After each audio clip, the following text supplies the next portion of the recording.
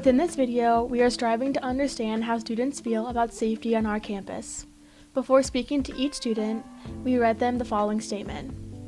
The video we are making is to demonstrate our community's outlook on sexual assault on college campuses.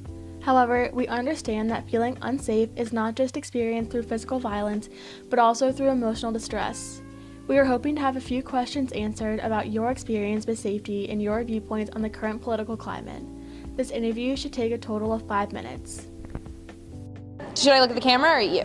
Do I hold it close to me or far from me? So how do you feel about your safety on campus?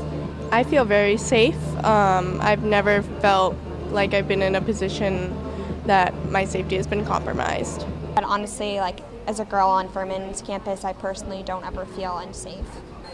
I think safety is a main concern of Furman University, but it is something that always needs to be looked at and readdressed each year so that the student body can feel safe in whatever they're doing. In regards to the topic of this video, are you aware of what resources are available for students on campus? I'm actually not really. I know, of course, the health center and the counseling center are available for anything. Other than that, no.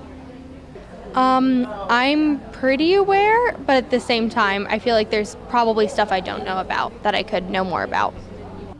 Like what safety? I'm probably pretty unaware of what safety.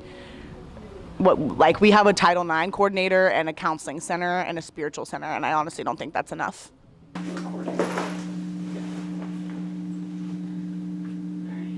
Can you tell us a little bit about Title IX and what your specific position entails? Sure. So Title IX is an anti-discrimination statute, so it prohibits discrimination by any educational institution that receives federal money.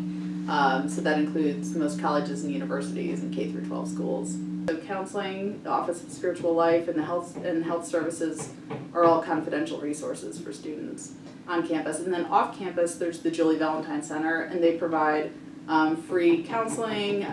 They have a sexual assault survivors group, and then they also have a hotline that's available 24/7. And then I was going to circle back and just let you know our counseling center also has started a survivors group as well, or a group called, I think it's called the HEAL group, and it's for people who have experienced sexual violence or dating violence. I'm always checking my car before I get into it, always checking the surroundings of my car before I get in.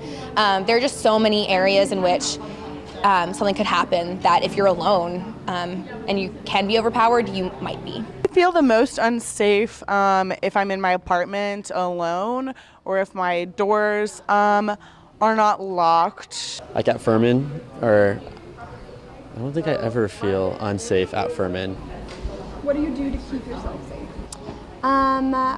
I take precautions, like if I don't feel comfortable in a situation, like texting a friend or making sure I have a friend with me, or alerting someone about something that I think is a little fishy or something like that. But honestly, I don't really ever have or run into incidents on campus.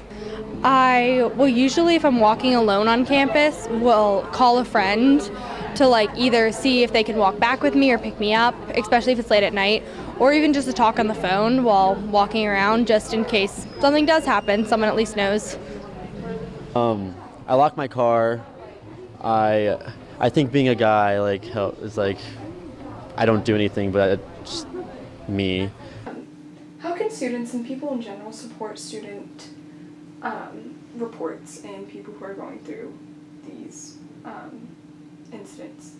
So that's a really good question. So I think one of the one of the biggest things is just to listen and offer options. Not try to make a decision for somebody. Sometimes I think when we really care about somebody who's a family member or a good friend, we think we know what would be best for them, and we want to try to make that decision.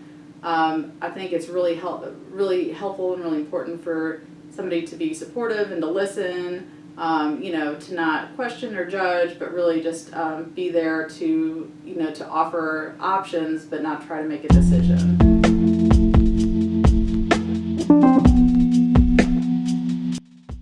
In regards to the topic of this video, what in our country is currently giving you hope? Giving me hope.